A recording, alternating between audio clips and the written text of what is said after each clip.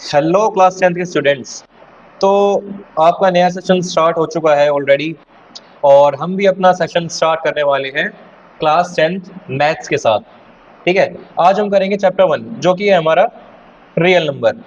तो इस साल तुम बोर्ड देने वाले हो तो उसकी तैयारी अगर तुम स्टार्टिंग से ही करोगे तो बहुत ज़्यादा बेटर होने वाला है। ये चीज़ तुम्हें आगे जाके रियलाइज होगी कि अगर तुमने स्टार्टिंग से ही मेहनत करी है तो आगे तुम्हें जब बोर्ड पास आएंगे तब कोई प्रॉब्लम नहीं होने वाली है। और इस चीज़ में, इस जर्नी में, आपकी 10th क्लास की जर्नी में हम आपके साथ खड़े हैं। ठीक है, तो स्टार्ट करते हैं अपना chapter 1 real numbers. Real numbers होते क्या है ये आपने सुना तो बहुत बार होगा, लेकिन एक्चुअल में रियल नंबर है क्या। देखो, यहाँ पे मेरे पास एक डायग्राम है। ये देखो, रियल नंबर्स यानी रैशनल और इरेशनल दोनों तरह के नंबर्स जब हम इंक्लूड करते हैं एक सेट में उसको हम रियल नंबर्स बोलते हैं। इन शॉर्ट हम ये बोल सकते हैं कि रियल नंबर्स का मतलब होता है rational as well as irrational numbers. अब देखो, इरेशनल को तो बाद में डिस्कस करेंगे, पहले रैशनल देखते हैं। देखो, रैशनल नंबर्स में हमारे पास सबसे पहले आते हैं नेचुरल नंबर जो कि 1 से स्टार्ट होते हैं, 1 2 3 4 and the counting goes on. उसके बाद आते हैं हमारे पास होल नंबर। होल नंबर और नेचुरल नंबर में बस इतना सा डिफरेंस है बच्चों कि होल नंबर 0 से स्टार्ट होते हैं और हमारे नेचुरल नंबर 1 से स्टार्ट होते हैं। ठीक है, होल नंबर के बाद आते हैं हमारे इंटीजर्स। इंटीजर्स यानी set of negative as well as positive numbers with zero, यानी बीच में हमारा जीरो होगा और राइट हैंड साइड पे हमारे होंगे पॉजिटिव नंबर्स यानी पॉजिटिव इंटीजर्स, और लेफ्ट हैंड साइड होंगे जीरो के नेगेटिव इंटीजर्स। ठीक है, फिर उसके बाद आते हैं रैशनल नंबर। अब थोड़ा सा देख लेते हैं रैशनल और इरेशनल नंबर क्या होते हैं। ये आपने ऑलरेडी 9th क्लास में करा हुआ है तो ज्यादा दिक्कत तो नहीं आने वाली, लेकिन फिर भी जस्ट ए क्विक रिवीजन। देखो बच्चों, जो हमारे रैशनल नंबर होते हैं उनको हम p अपॉन में q की फॉर्म में लिख सकते हैं, है ना।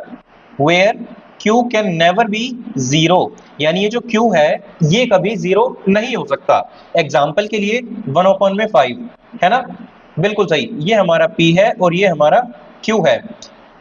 अब एक बात और बताओ मुझे, क्या ये हमारा रैशनल नंबर होगा कि अगर मैं न्यूमरेटर में जीरो रखूं और डिनोमिनेटर में कोई एक नंबर हो, 1 2 3 4 5 कुछ भी हो सकता है, क्या ये मेरा रैशनल नंबर है? जी बिल्कुल है, क्योंकि हमें पता है कि p तो कुछ भी हो सकता है, p can be zero, can not be zero, लेकिन q हमेशा हमारा जीरो नहीं हो सकता। कभी भी हमारा q यानी डिनोमिनेटर जीरो नहीं हो सकता। ठीक है, ये एक बात हो गई। अब इरेशनल नंबर कौन से होते हैं बच्चों?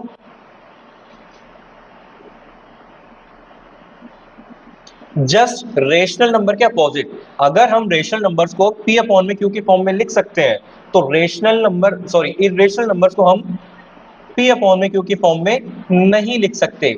Means irrational number cannot be written in the form of p over q। ठीक है, ये तो थी कुछ बेसिक सी चीजें। अब एक बार एग्जांपल्स देखते हैं इरेशनल नंबर्स के। जैसे ये देखो, ये एक हमारे पास नंबर है -1.4509732563 dot dot dot dot dot dot, चलता जा रहा है चलता जा रहा है। ये हमारे पास एक इरेशनल नंबर है। इरेशनल नंबर क्यों है? क्योंकि इसका अगर हम डेसिमल एक्सपेंशन देखें, यानी डेसिमल के बाद जो चीजें हैं, एक तो वो नॉन रिपीटिंग है, रिपीट नहीं हो रही है, और दूसरा टर्मिनेटिंग नहीं है, यानी non repeating as well as non terminating. जब ऐसा डेसिमल एक्सपेंशन हो तो हमारा वो इरेशनल नंबर होता है। ठीक है, फिर देखो, एक पाई दे रखा है हमें, पाई भी एक इरेशनल नंबर होता है। √2, आप सबको पता है √2 एक इरेशनल नंबर है। √3 है ना, ये 3.3278 समथिंग दे रखा है। ये √5 हो गया, -√13 हो गया। ये सारे हमारे इरेशनल नंबर के एग्जांपल्स हैं। चलिए अब आगे बढ़ते हैं अपने कुछ बेसिक सी थ्योरी की तरफ। तो थ्योरम 1.1 हमें गिवन है, फंडामेंटल थ्योरी ऑफ अरिथमेटिक, जिसमें हमें गिवन है एवरी कॉम्पोजिट नंबर। अब ये कॉम्पोजिट नंबर क्या होता है? देखो, एक होते हैं हमारे पास प्राइम नंबर, है ना, प्राइम नंबर जिनका कोई फैक्टर नहीं होता, नो फैक्टर। है ना, अदर देन 1 और द नंबर इटसेल्फ, यानी इनके फैक्टर, प्राइम नंबर के फैक्टर सिर्फ दो ही होते हैं, एक तो 1 और दूसरा वो नंबर इटसेल्फ। लेकिन कॉम्पोजिट नंबर जो होते हैं हमारे पास, इनके दो से ज्यादा फैक्टर होते हैं। ठीक है, every composite number can be expressed या फिर factorized as a product of primes, and this factorization is unique apart from the order in which the prime factor occurs. So basically इसका मतलब ये होता है कि हर एक वो इंटीजर जो कि 1 से बड़ा है, उसको हम एक्सप्रेस करते हैं product of their prime factors, prime numbers, है ना। ठीक है, अब एक बार एग्जांपल देखते हैं। लेट्स से 10 ले लेते हैं हम, छोटा सा एग्जांपल। 10 का अगर मैं प्राइम फैक्टराइजेशन करूं तो मेरे पास निकल के आता है 2 इंटू 5। जी बिल्कुल, यही हमारा फंडामेंटल थ्योरम ऑफ अरिथमेटिक है कि जो 10 था, एक नंबर था मेरा, कंपोजिट नंबर 10 था, जिसके मेरे पास फैक्टर्स हैं 2 इंटू 5, यानी मैंने 10 का प्राइम फैक्टराइजेशन करा तो मेरा निकल के आया 2 इंटू 5। और यही चीज हमारी फंडामेंटल थ्योरम ऑफ अरिथमेटिक कहलाती है।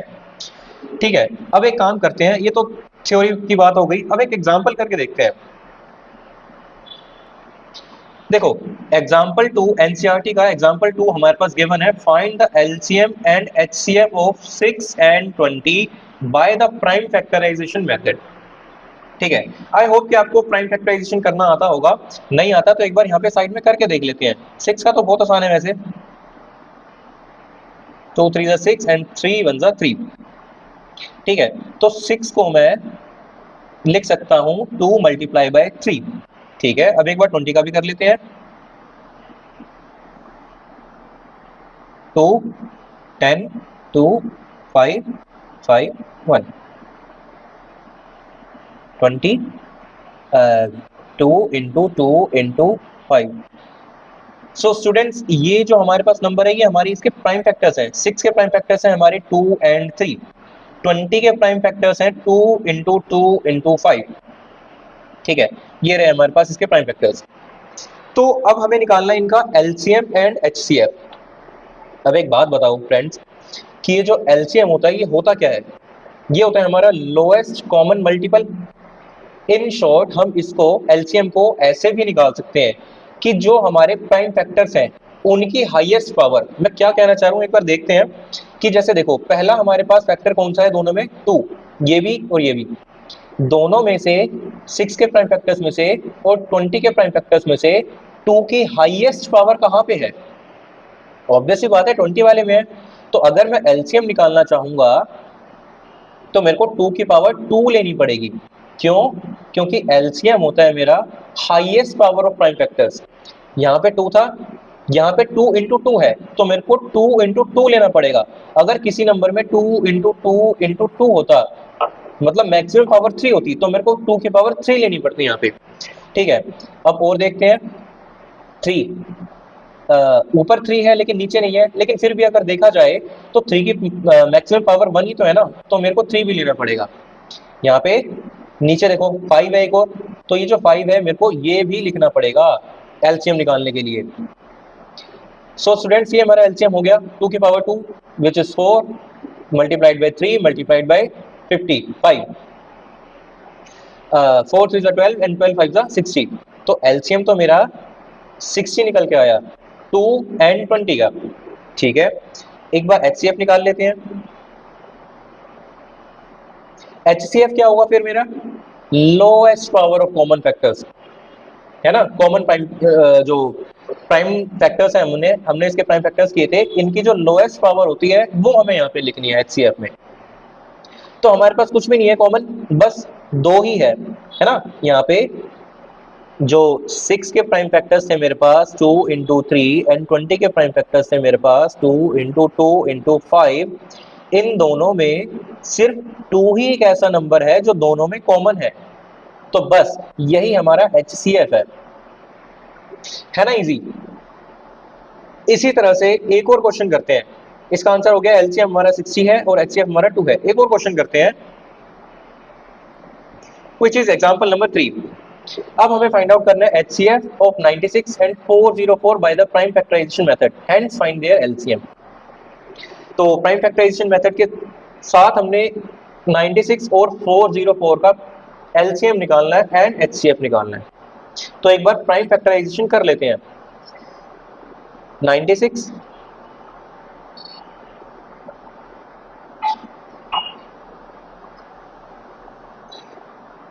224 and 2 here 12 2 6 2 3 and 3 1। सो 96 का प्राइम फैक्टराइजेशन हो गया हमारे पास। 2 multiplied by 2 multiplied by 2 multiplied by 2 multiplied by 2 कितने हैं 1 2 3 4 5 एंड 3 1 2 3 4 5 एंड 3। और 404 का भी प्राइम फैक्टराइजेशन कर लेते हैं एक बार। तो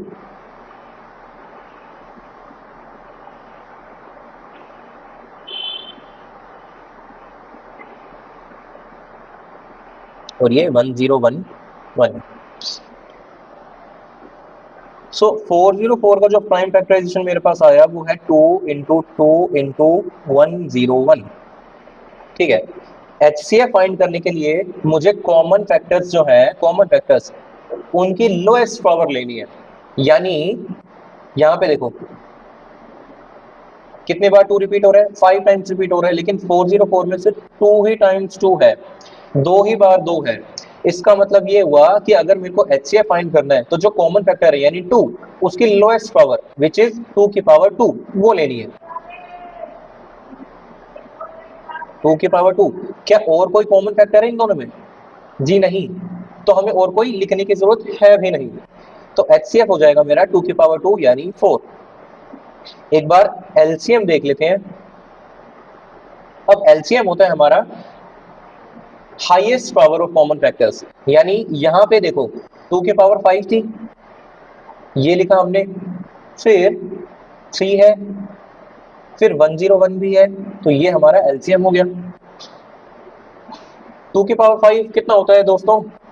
ये होता है हमारा 32 इंटू 3 एंड 101। मल्टीप्लाई कर लेते हैं एक बार। ये 6 एंड 3 3 9 एंड 96 को 101 से मल्टीप्लाई करेंगे तो हमारे आएगा 101 and 96 606 and here we have 909 which is 6969 9696। ये हमारा LCM हो गया। ये थे हमारे एग्जाम्पल सेकंड एंड एग्जाम्पल 3 और कुछ बेसिक से थ्योरी। आने वाली वीडियो में हम करेंगे इसके और कुछ एग्जाम्पल एंड एक्सरसाइज 1.1। तो आज के लिए इतना ही, मिलते हैं आपसे अगले वीडियो में। तब तक के लिए सब रिवाइज करके रखना ताकि आने वाली क्लासेस में बहुत ज़्यादा हेल्प हो जाए।